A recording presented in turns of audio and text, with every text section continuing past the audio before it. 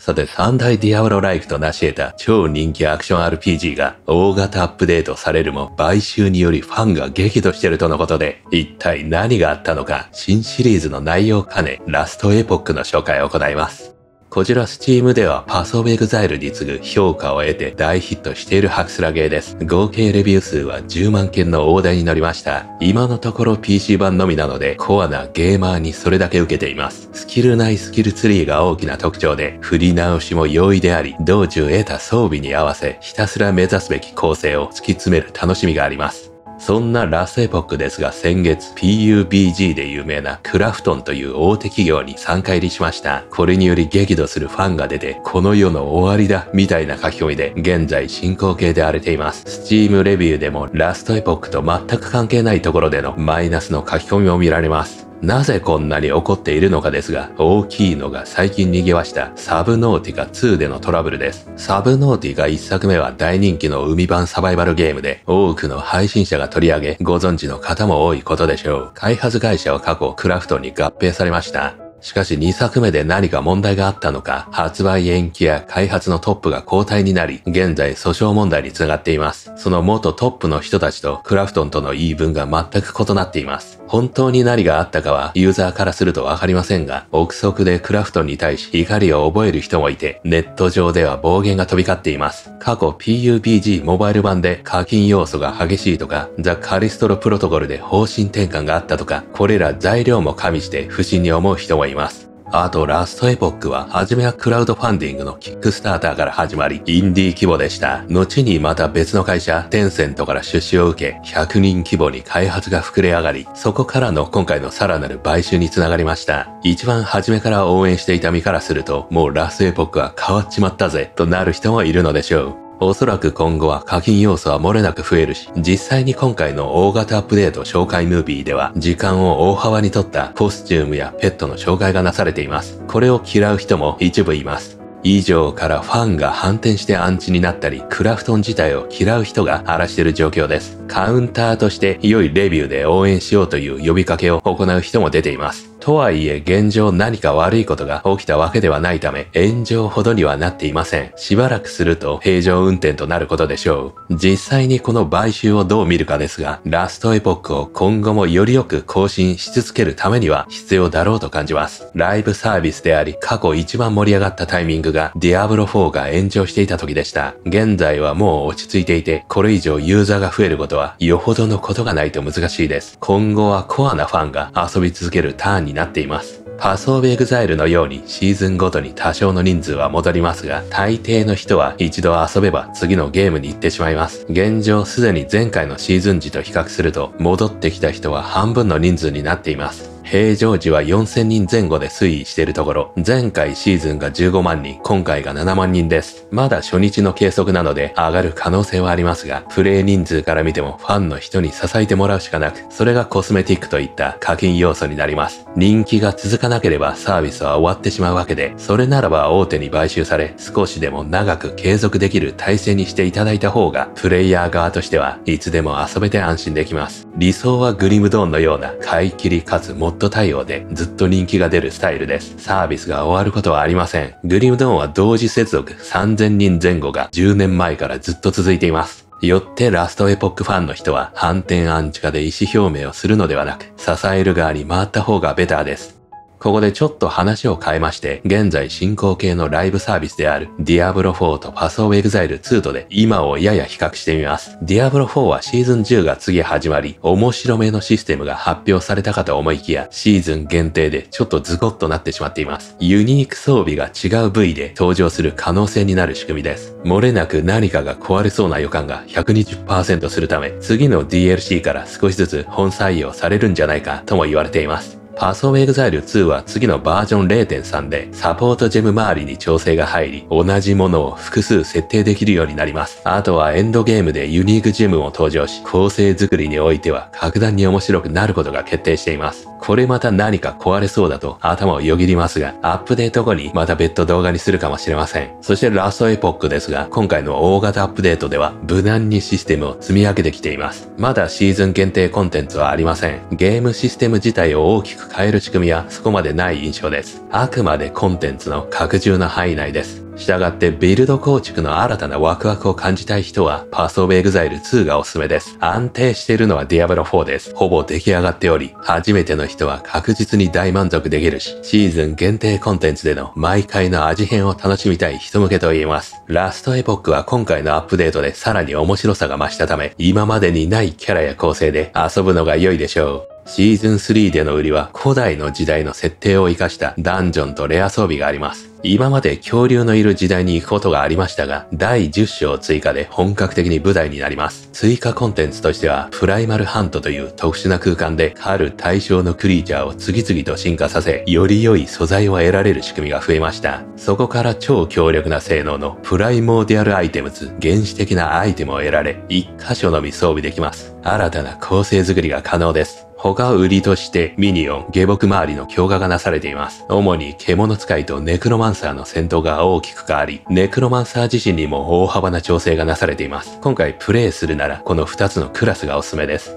大体以上です。前回のシーズンからわずか4ヶ月ちょっとで次のシーズンに突入し、クラフトン買収により今後もこの短い間隔でアップデートが続くことが予想されます。これほどコンスタントに更新が続くのであれば、今批判してる人も次第とまたプラス側へと転じることでしょう。世の評判の高さと面白さは本物のため、ハクスラゲーが好きな人はもちろんのこと、今まであまり遊んだことがなかった人も気になる方はチェックしてみてはいかがでしょうか。というわけで一体どんなゲームシステムなのか実際にプレイした様子をギュッとまとめたのでどうぞご覧ください。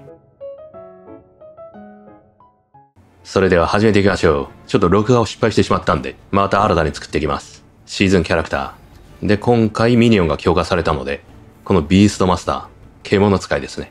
あるいはこのアコライト、ネクロマンサー系、どちらかで遊ぶとより体感できますと。他にも召喚系はあると思いますけどね、こちらにも。というわけで、アコライト行きましょう。今回主に強化されたのが、この2クラスかな。アコライトも何か変更かかってるっぽいですが。で、毎回ラストエポックは、第1章から始まるから、動画撮るときもね、いつも同じ図になってしまうのが難点ですけれど。まずはフィルター設定、先ほどちょっと行ったんで。で、今回のアップデートでこのビーム設定ができるようになったと思うんですよね。茶柱ですね。俗に言う。アイテムが落ちたときに、ジャラーンっていう光の柱が立つ。それをフィルターで設定できるようになったので、このフィルターを通過したアイテムをね、輝かせることができます。で、アコライトのこの技は、血液抽出、使うと、ライフを吸い取れますね。まだ使わないんで、これを通常攻撃にしてもいいのかな。で、範囲攻撃なんでね。遠方からガンガン撃てますね。さあ、早速杖。交換するか。スペルダメージアップ。いらないものはどんどん捨てていきましょう。どっちは2回まで使える。クールタイム式ですね。で、どれくらいの段階で今回の新コンテンツ、プライマルハントにね、到達できるかですね。で、今覚えたのは、スケルトンウォリアー、もしくはスケルトンメイジ、ランダムでどっちかを呼びますね。3体までかな。で、今回のアップグレードで追加されたのが、左上。現在は、プレイヤーの周りをね、守る的な感じで行動しますが、2を押すことで、アグレッシブ、かなり遠くまで移動してくれます。こんな感じで遠くでもね、戦ってくれます。で、ゲームパッドの場合は、デフォルトではね、キー割り振り、設定されてませんね。この設定から一番上、入力キーを変更。ここの一番下に、ミニオン AI トグル。コントローラーでここで、なんか空いてるボタンがあったらね、割り振ると良いです。十字キーあたりとか。あとはパッシブスキルツリー。現状アコライトで、上位色がこの3つですね。2時間ぐらいで、この上位色、取れる場所に行けるんじゃないかな。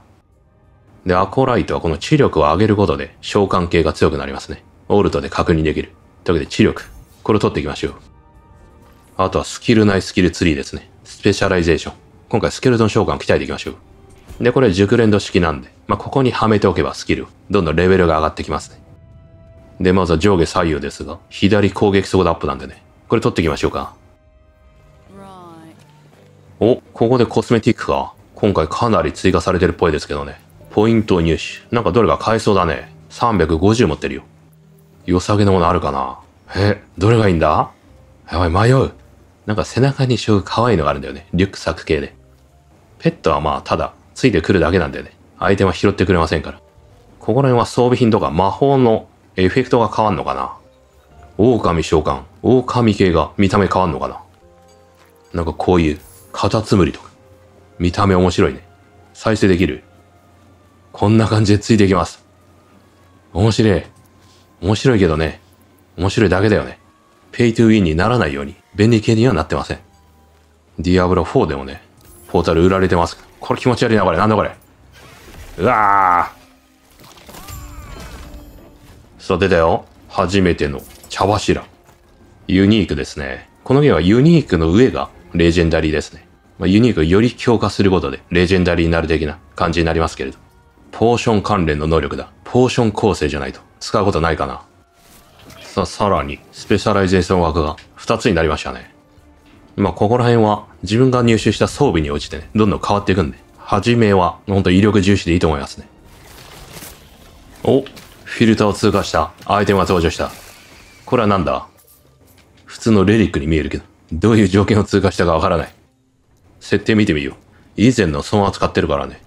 一番下のルールが有効になってますね。これは何が設定されてるんだ？アフィックス？ミニオン。ミニオン用の能力がついていたら、こういう光るようになってんだ。現状はね。ミニオンヘルス増加か。なるほど。音も設定できる。自分で音は設定できないのかな？ PC 内の。あ、いろんな音がある。あった。画面上。ミニマップここ。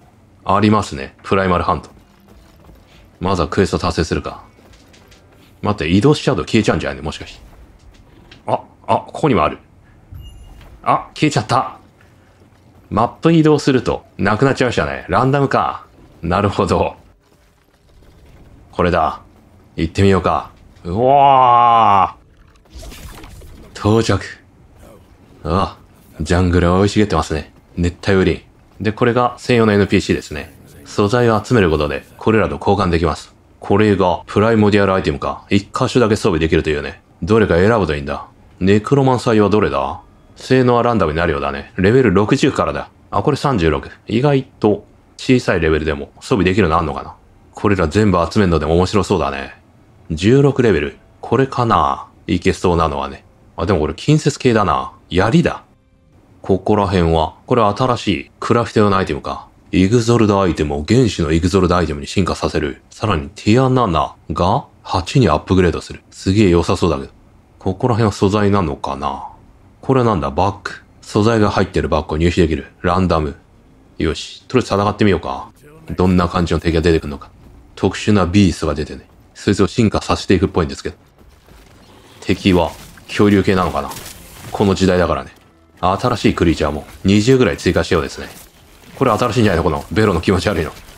すげえ気持ち悪い。アイテム入手してますね、素材を。太古の骨。で、一人ついてきてくれますね。この NPC も一緒に戦ってくれるんだ。